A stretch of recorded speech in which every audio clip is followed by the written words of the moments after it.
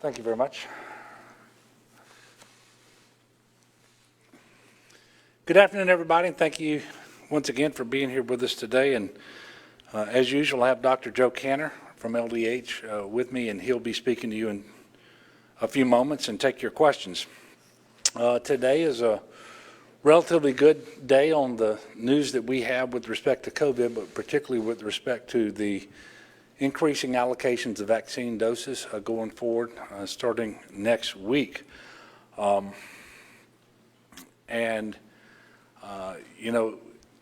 think we're going to get to a place starting Monday that we thought we would be a few weeks from now, moving to it, and that's an indication of these increased doses.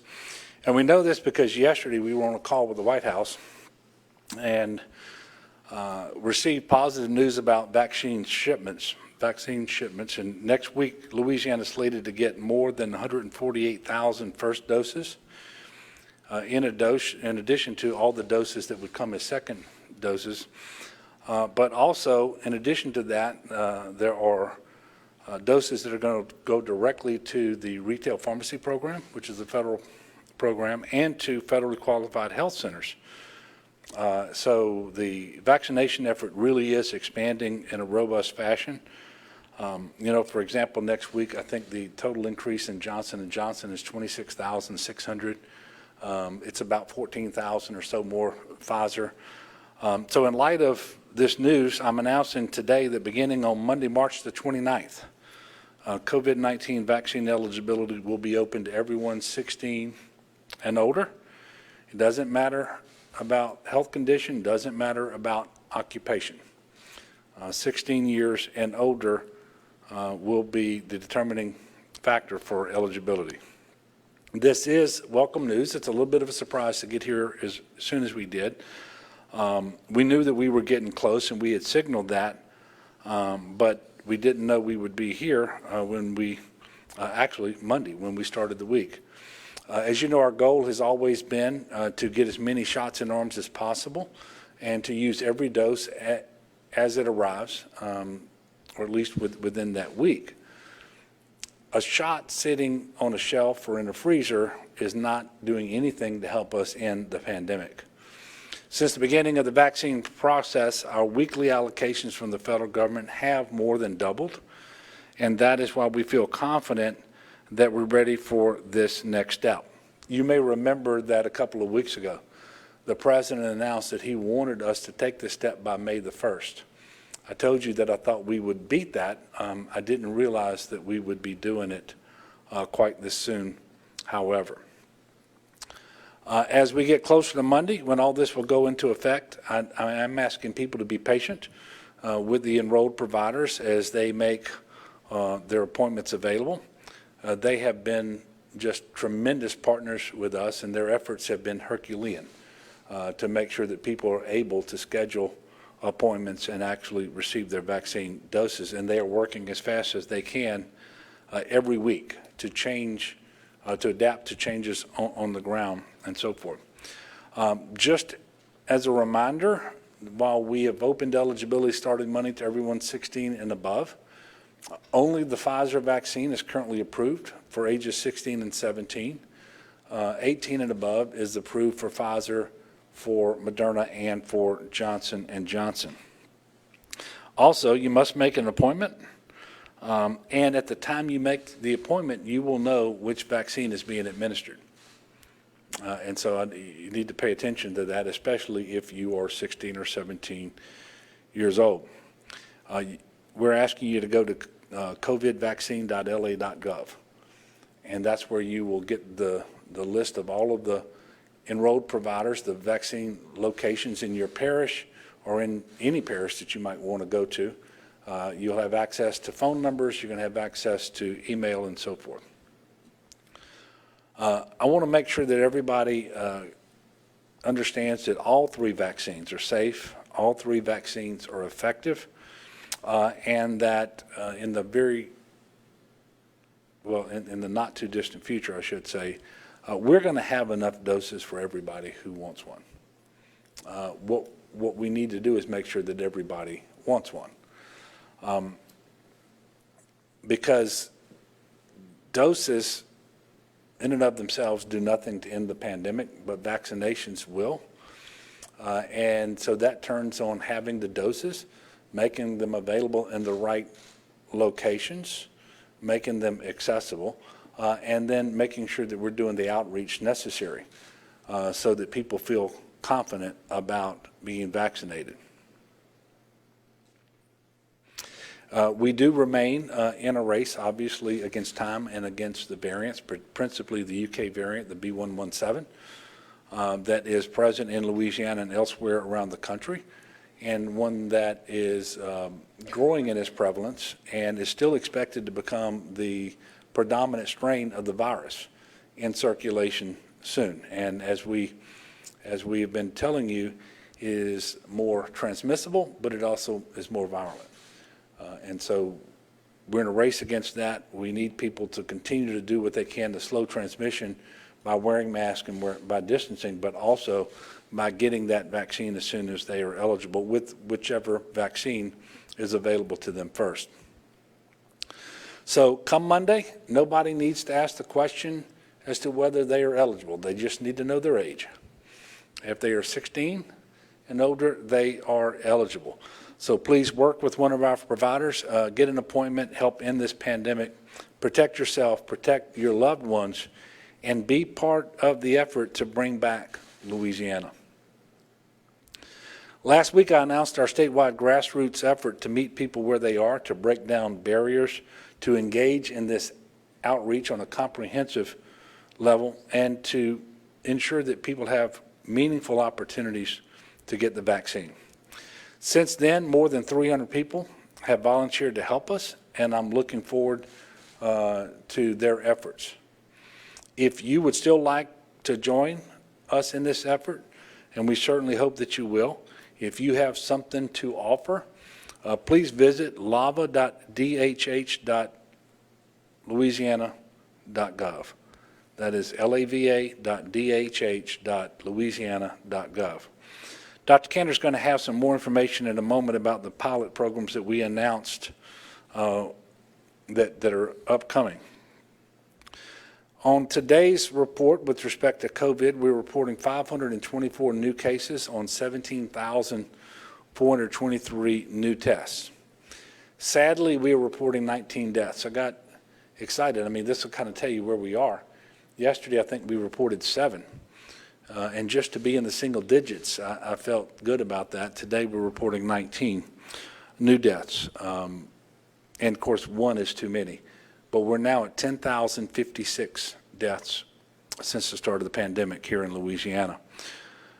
It is a hard number to swallow. And as we've mentioned before, you know, those aren't just numbers. Those are people. Those are Louisianans. Those are brothers and sisters and mothers and fathers and grandparents and grandchildren and aunts and uncles. They're our co-workers, our friends, church members, all of those sorts of things. So let's certainly remember that, and let's dedicate ourselves again to making sure that going forward as few people die from COVID as possible. There are currently 413 people hospitalized across the state of Louisiana. That's up by 9. You know, we since January the 8th, we're on a very steady decline downward. We have certainly plateaued recently over the last 7 to 10 days in our hospitalizations, again up today by 9. It would be really great to get backwards on a downward trajectory again. 75 of those 413 patients are on mechanical ventilators. That is up 1 since yesterday. Statewide positivity is hanging steady right at 2.8%. That number is certainly better than it was in early January when it was close to 15%. For the past few weeks, we've been praising our low case numbers and hospitalizations. And certainly I would much rather report the numbers we're reporting now than we were reporting several weeks ago. We have had positive trends. But the entire picture, unfortunately, isn't so rosy. We've been telling you for the last couple of weeks about some alarming indicators coming out of the southwest region of Louisiana, Region 5, and I can tell you that it has the highest positivity in the state right now. Positivity meaning the percentage of tests yielding a positive result has increased over the week from 6.6% to 11.9%, so almost doubling. Secondly, over the last month, they are up in hospitalizations. There are 25 more people hospitalized over the last month in Region 5. And that is contrary to what's happening elsewhere in the state, where every other region is either declining or flat. And if you will remember, we told you that the number of cases confirmed and suspected of the UK variant were disproportionately in Region 5. And certainly we believe all of this is linked. And I don't want people who are not in Region 5 to breathe a sigh of relief and say, oh, well, that's down in the Lake Charles area. That's not the way pandemics work.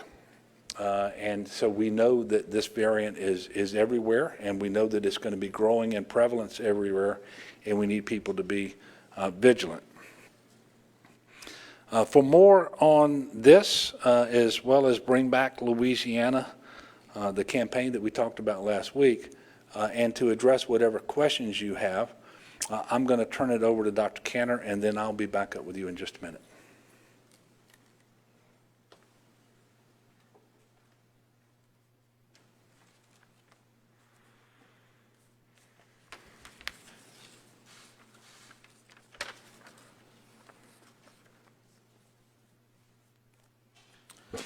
Thank you, Governor. Thank you for your leadership. Good afternoon, everyone. It's nice to be with you.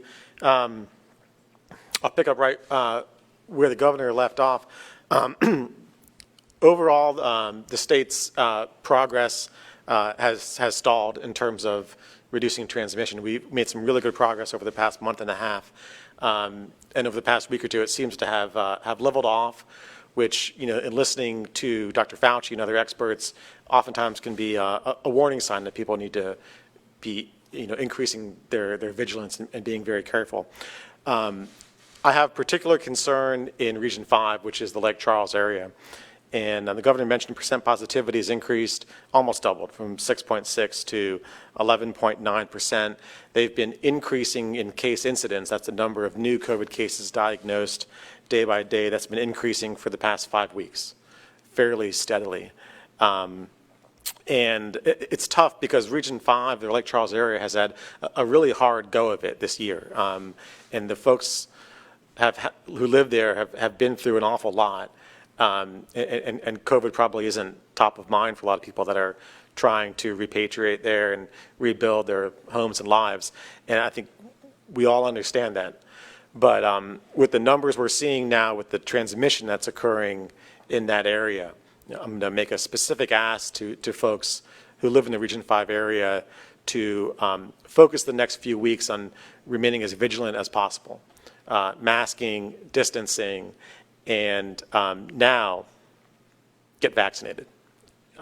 Very, very thankful that as of this coming Monday, every adult, every 16-year-old and above in Louisiana will be eligible to get vaccinated. This is a great milestone that we are approaching.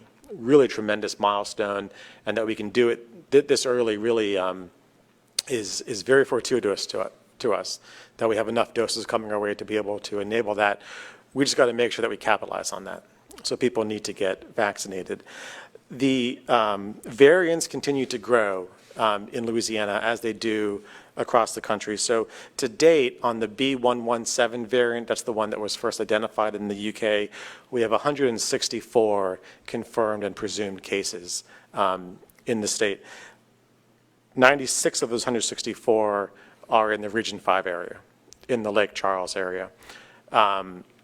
We know, and we've talked about this many times, because the U.S. just doesn't do a whole lot of genomic sequencing, we know that when you have 164 cases, that's truly tip of the iceberg, and there's many, many more there that you just haven't formally identified yet. The CDC estimates that of every COVID virus circulating in Louisiana, right now 3.5% are the B.1.1.7 or UK variant. That's up a little bit from the week prior. This data, what the CDC puts out, is on a couple-week lag. So it's as of a couple weeks ago. Without question, that number, that 3.5%, is higher right now. I have absolutely no doubt in that. To compare with our neighbors, Texas is at 7.1% and Florida is at 13.2%. We're at risk of getting there if we don't continue to mask and distance. Also, if we don't get the vaccine out as quick as we have the opportunity to do so. In some of the other variants of concern, we still have no identified cases in Louisiana. So of the B1351 variant, that's the South African variant, it has been identified in 27 states, comprising 219 cases, none of which are in Louisiana. The closest to us are Texas, Florida, Georgia, North and South Carolina, Tennessee, and now Mississippi has a case as well. That's new this week. For the P1 variant, that's the Brazilian variant, we also have no identified cases in Louisiana. It has been identified in 18 states, the closest to us being Texas, Oklahoma, Florida, and Georgia. Particularly with this B117, the UK variant, we know it is more transmissible, perhaps 50% more transmissible. We know it's more virulent, meaning it's more likely to make somebody sick enough to be hospitalized.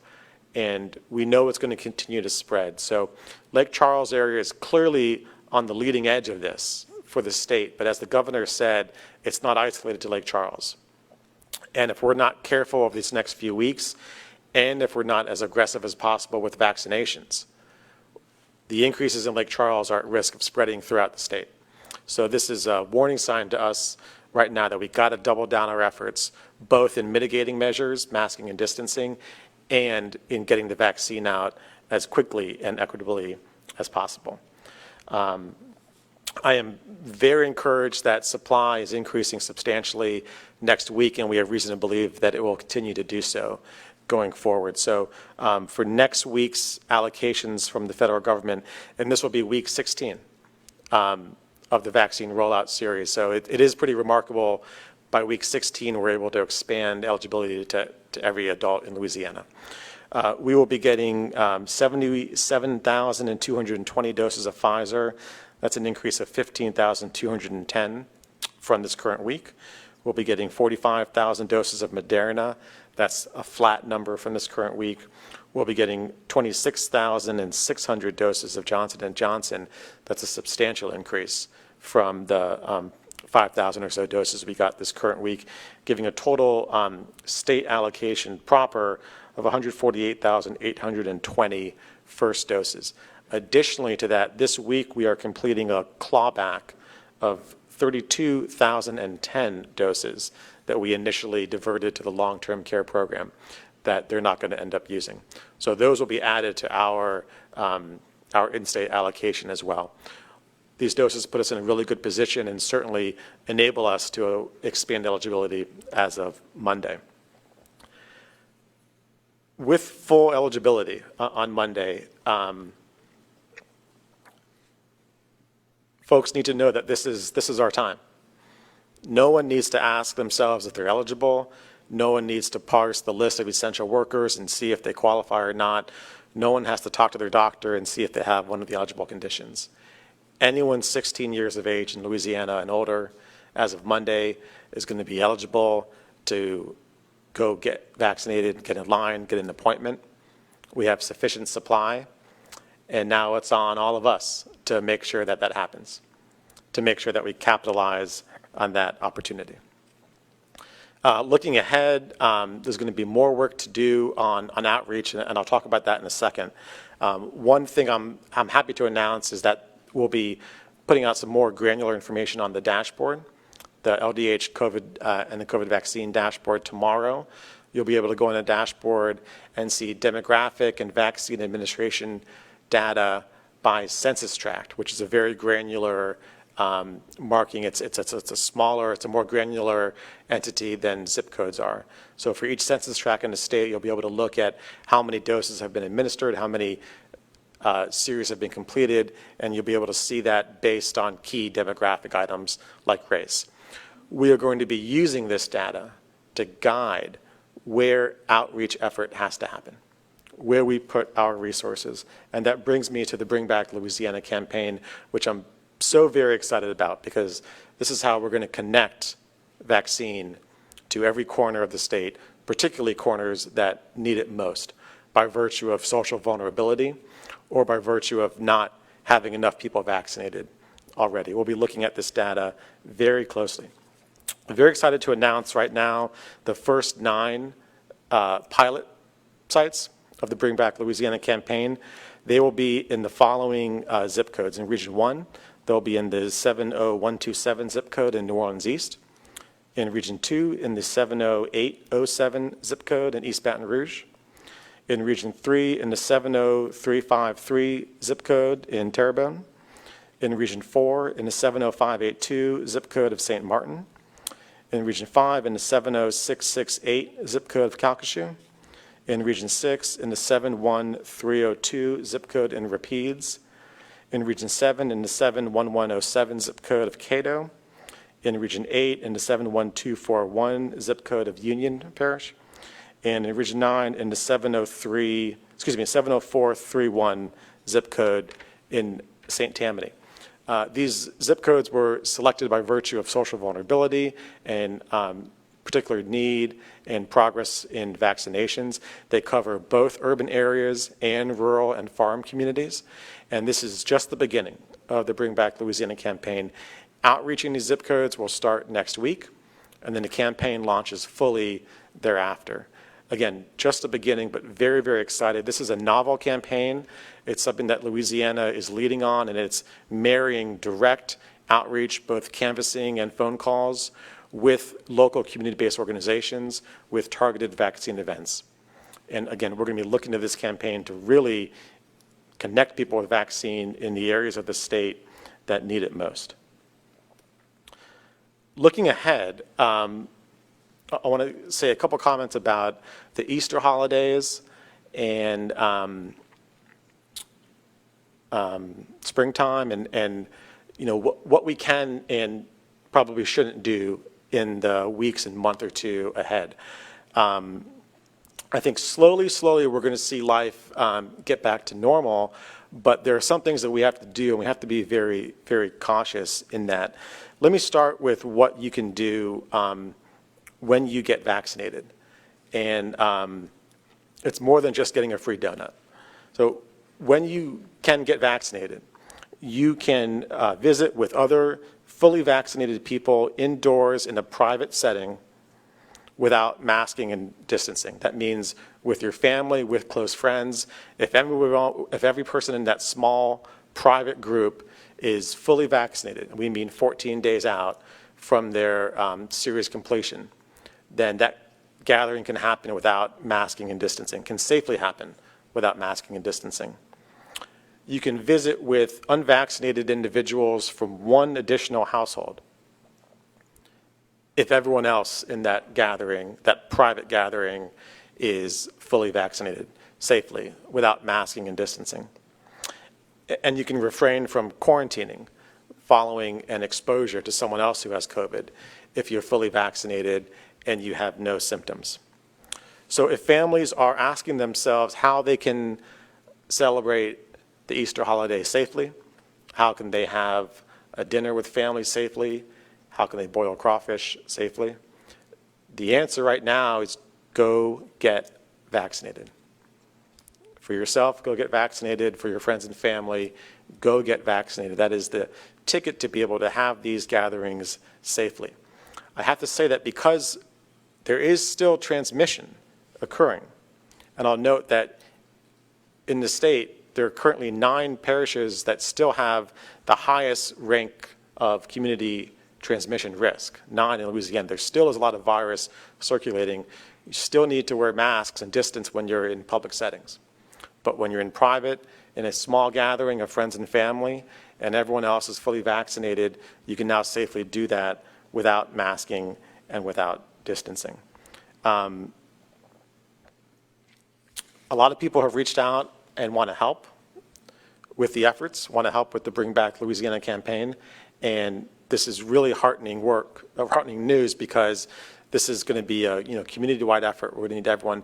If anyone is interested in helping, and we are eager to have volunteers, in addition to the 21 organizations that we're partnering with.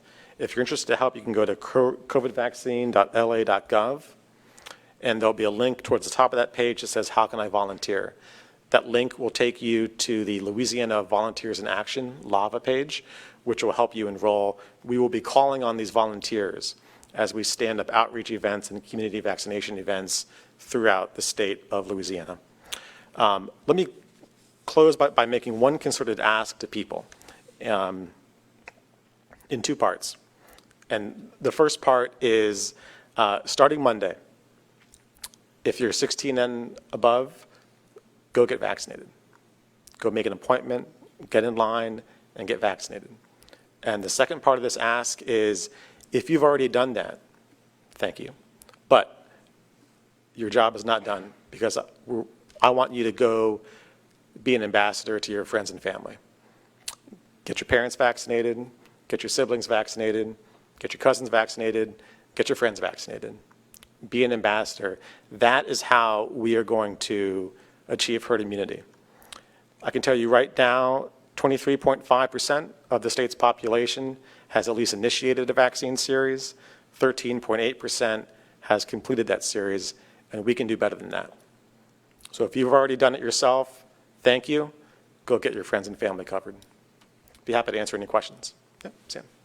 On the outreach campaign, I know part of this is you're targeting rural parishes, and these rural parishes seem to be lagging some of the more populated places in the share of population that's been vaccinated. And some of these people in these parishes have basically said that no matter how much outreach you do, a lot of this is just, it can be political beliefs or beliefs about healthcare, that they're just not going to get vaccinated ever. Do you still think that reaching herd immunity in each community is a realistic possibility or goal? I do. I do. I don't think that it's not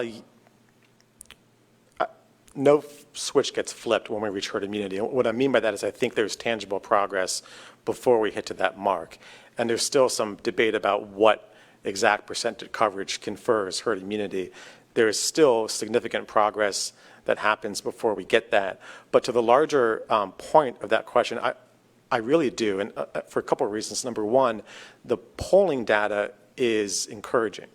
And even in areas where there's less vaccine confidence, the trend is in the right direction. And it seems that as time goes on and more people get vaccinated and people know about that, vaccine confidence goes up. The other reason that I'm encouraged is when we talk to individuals, when we do focus groups, we actually don't hear a lot of, I'm not going to do it, period. We really don't. What we hear much more of is, I don't know.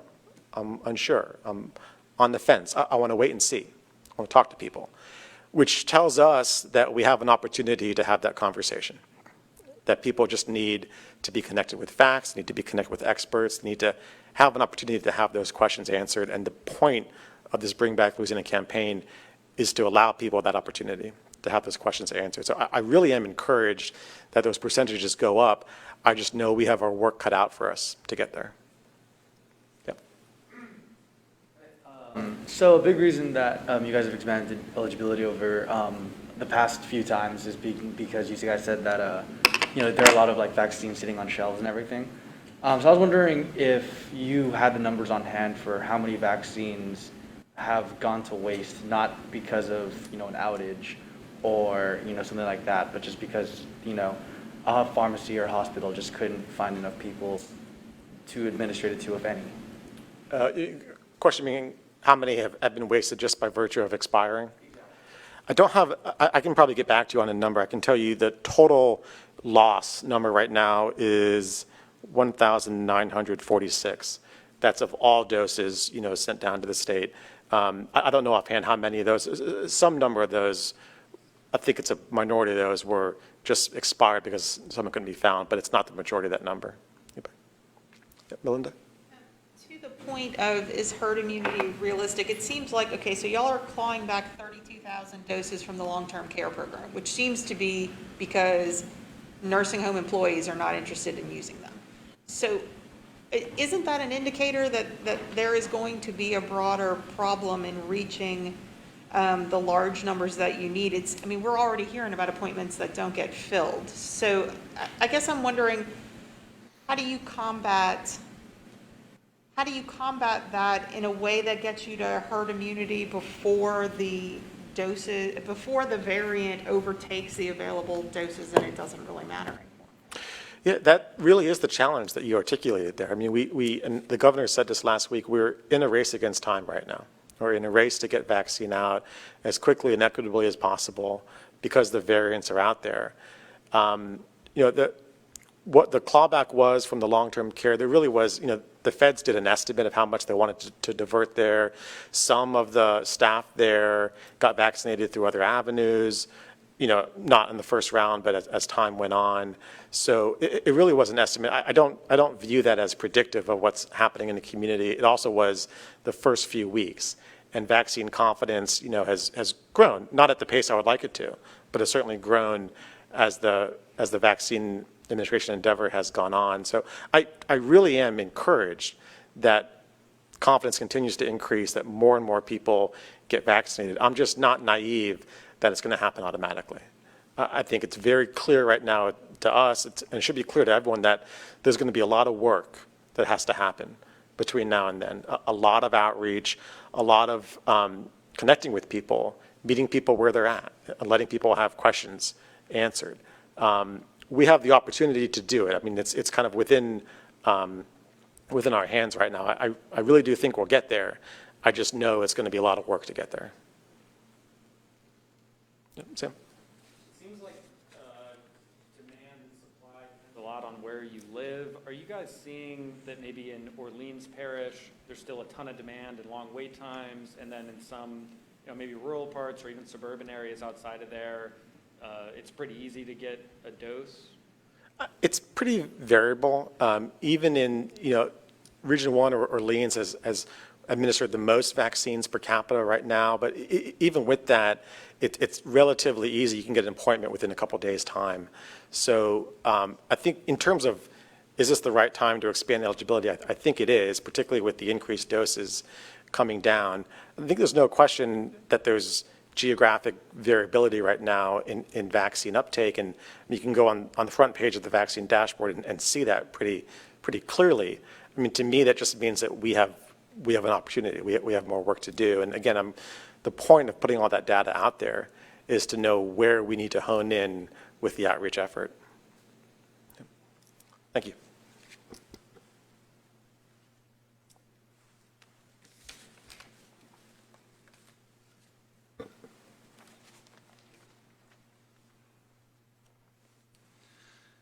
Thank you, Dr. Kenner, and I continue to appreciate your work and that of everybody at LDH and all of our partners around the state.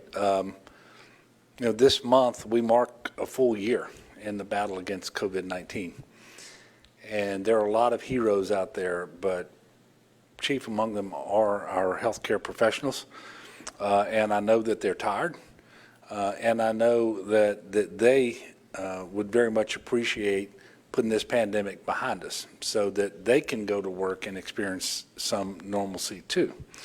And we need to do that. And with respect to the questions around herd immunity, we've been saying for many months now that everybody has a role to play in slowing the transmission, flattening the curve, making sure they're protecting themselves and their neighbors and so forth. And until recently, that was principally directed at distancing and masking and washing your hands and staying home when you're sick.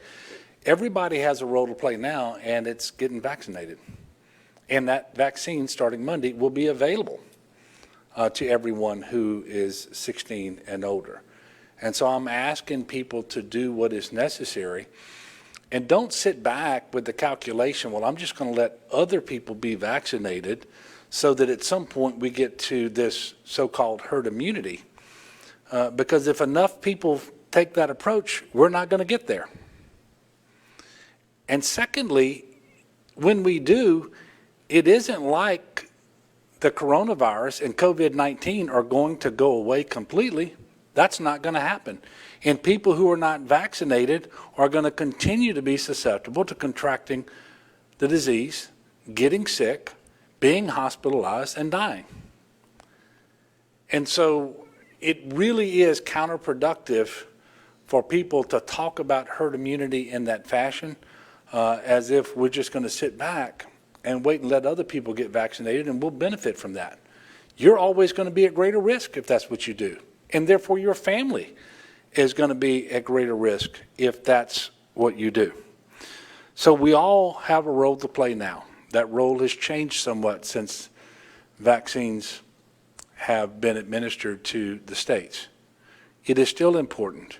If you're not in that situation that Dr. Cantor described and that the CDC has sanctioned about being in a small gathering where 100% of the people are fully vaccinated and you're able to take off your mask and not worry about social distancing, it is important that you continue to wear your mask. It's important that you continue to distance, and it's really important that you get vaccinated. Last week when I spoke, I was a day early, and I mentioned that the CDC had changed its guidance on the safe operation of schools with respect to students, social distancing at 6 feet when they are all masked. And in fact, on Friday, they did what I mentioned, and that is reduce that to 3 feet. I did have the opportunity to speak to a young student at Hammond Westside Montessori School named Evan. And we had a conversation this week, and he was excited about how this represents one more step back to normalcy. And in fact, it does. And I envisioned that there would be many small steps that we take over time on our journey back to normal. I'll take questions in just a moment. I do want to talk a little bit about the weather. We've been under a flash flood and severe weather watch since Tuesday.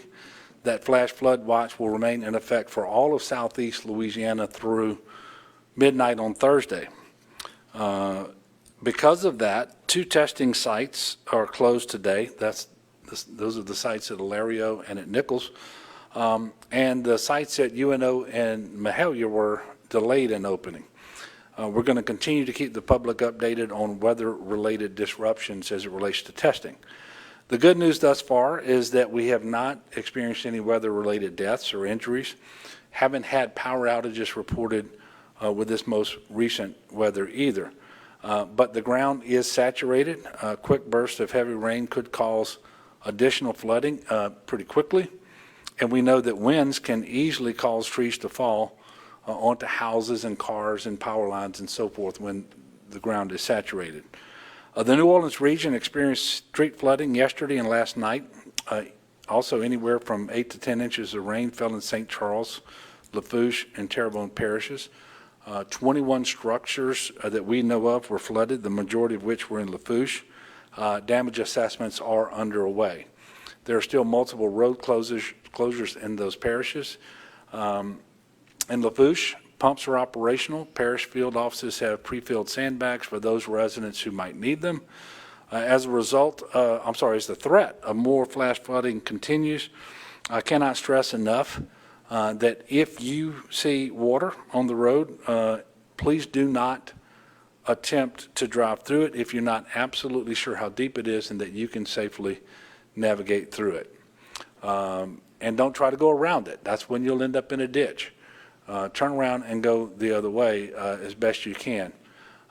This is where many drownings occur historically, and we don't want that to happen. For real-time information on road closures, please go to 511la.org. There is also a slight risk for severe weather statewide, not just in southeast Louisiana.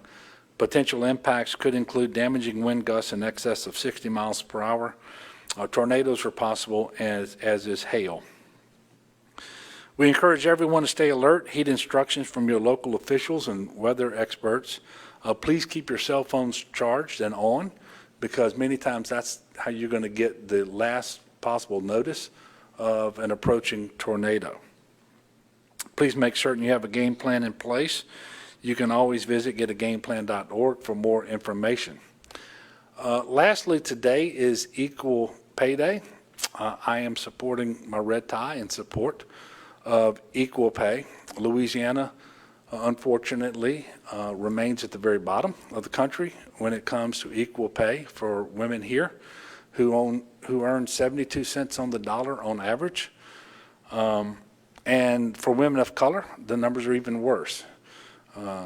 Black women earn 49 cents on the dollar. Latino women earn 53 cents on the dollar. We should all be outraged by this, and we need to fix it. And of course, we will once again present bills to the legislature in the upcoming session that will address this. And I am committed, as ever, to ending pay inequity. I know that when women succeed, Louisiana succeeds as well. So with that, I will take some questions. Yes, sir. Governor, obviously with no more expansions of eligibility really to be made, and with the supply versus demand issue quelled, at least for the time being, does combating hesitancy, which the state has done in some form, those whole 4 months, or nearly 4 months, does that really come to the forefront now that everybody's eligible, that hesitancy is the next chapter of this pandemic? Well, I think that's the right way to frame it.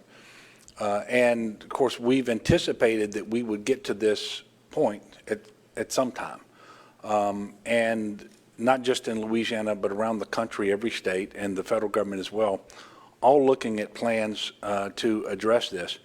And what we know is that people who remain hesitant today, they lack confidence, they really want to hear from someone in their community, perhaps a physician who is trusted, somebody who has credibility in talking about the importance of being vaccinated, that these vaccines are in fact safe, they are in fact effective, they're the only way to end the pandemic, that people will protect themselves and others by being vaccinated, and then have an opportunity to ask questions and receive answers to those questions. And then we know that confidence increases, hesitancy diminishes, and more people get vaccinated.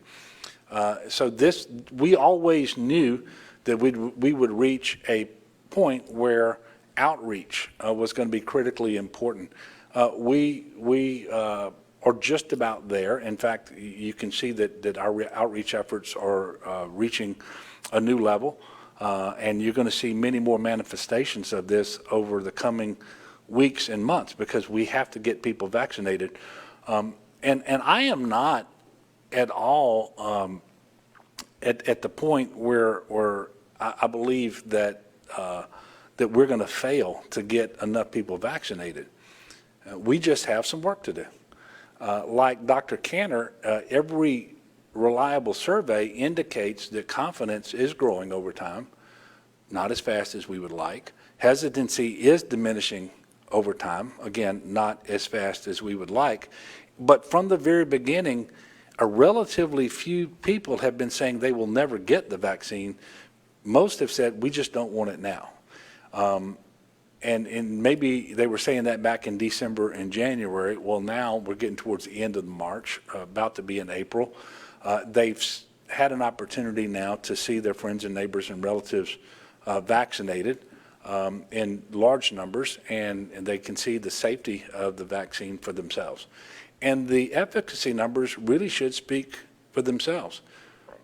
The highest percentage of people anywhere vaccinated are nursing home residents. Nursing home cases are at an all-time low. The two things are related. The vaccine works.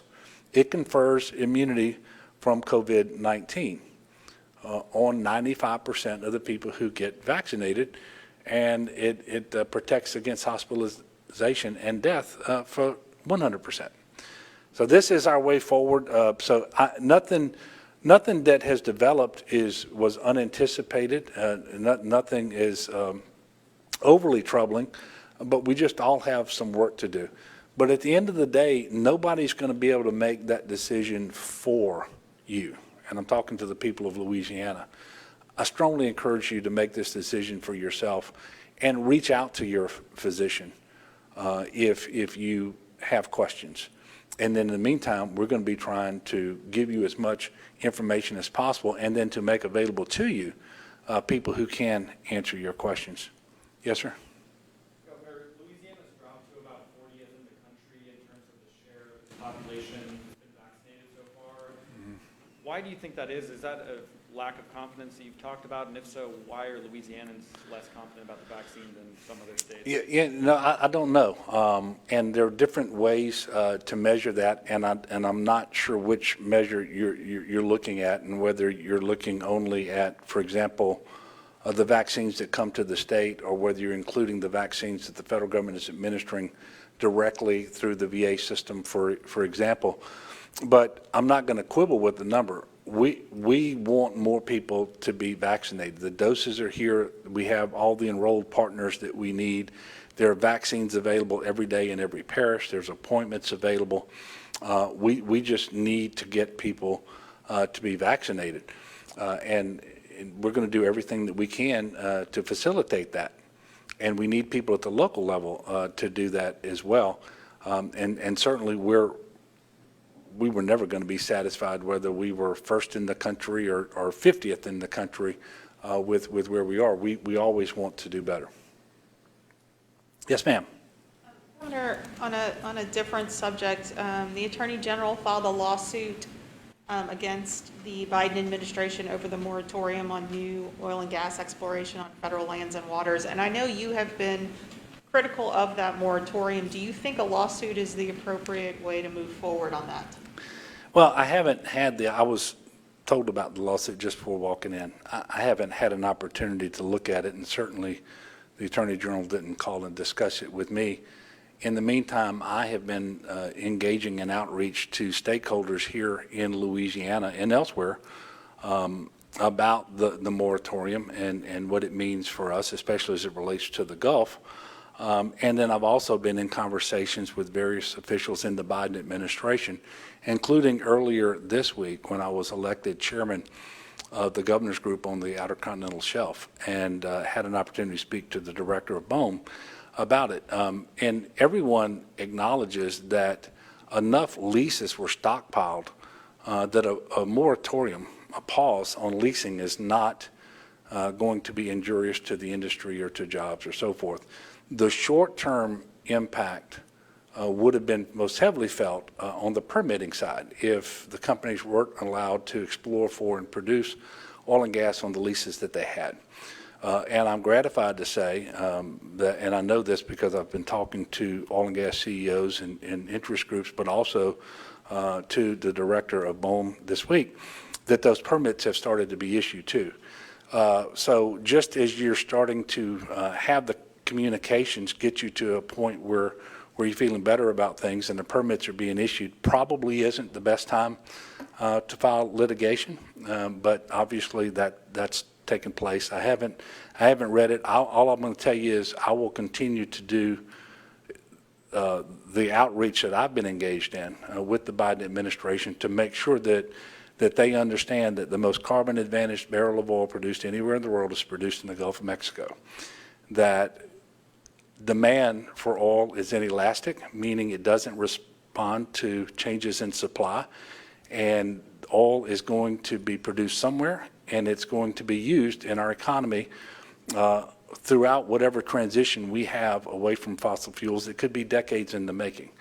And whatever time frame that is, we need to position Louisiana to take full advantage of the industry here in our state, but we also need to take advantage of the opportunity we have to develop investments in renewable energy and in that move away from fossil fuels, so that when, for example, we're going to be refining diesel out of things like corn and soybean and pine trees.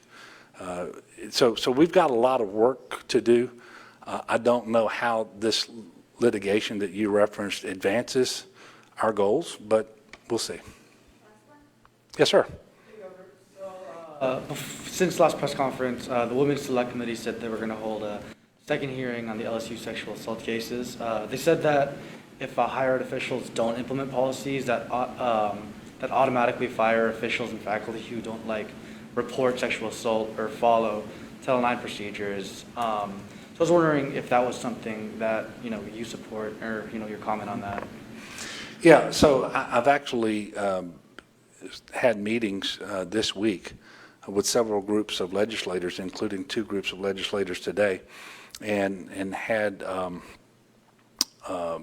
discussion just before the press conference. I was on a Zoom call with a women's group as well, and announced that we will have, as part of our legislative package, a bill that addresses mandatory reporting on higher education campuses, identifies who the mandatory reporters are, and imposes on them, obviously, that obligation to report.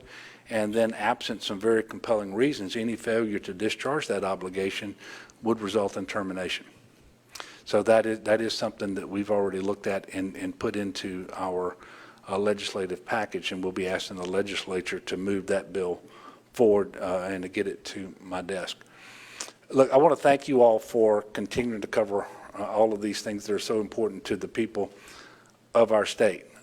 And we are in a better place than we were just a few weeks ago, but there are some troubling signs out there, principally with respect to case growth and hospitalizations in Southwest Louisiana.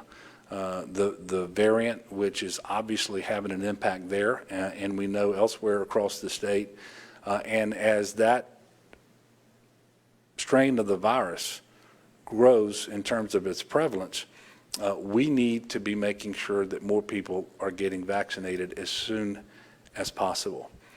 That is possible now for everyone 16 and older on Monday.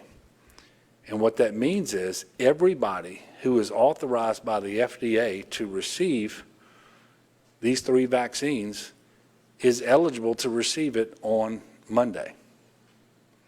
And we don't want to just focus on those who are newly eligible. Everybody who's been eligible from the beginning, but for whatever reason, if you haven't received your vaccine, please make your appointment. Take the first vaccine available to you, because we are in a race against time. They are all safe. They are all effective. And this is how we end the pandemic. This is how we get back to normal. So we have it within our power to do this and to do it relatively soon. And I believe that we will take advantage of it here in Louisiana. And, you know, we're going to work as hard as we can every single day to make sure that we're successful. So I would ask everybody to be mindful. Dr. Cantor mentioned this.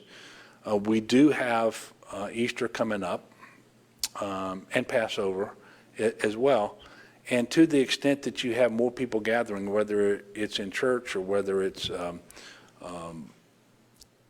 know, in people's homes, remember what happened over the Christmas period, where folks were traveling as if nothing was going on. They were gathering and having activities and so forth, weren't safe. We have an opportunity to safely gather. Just take advantage of it.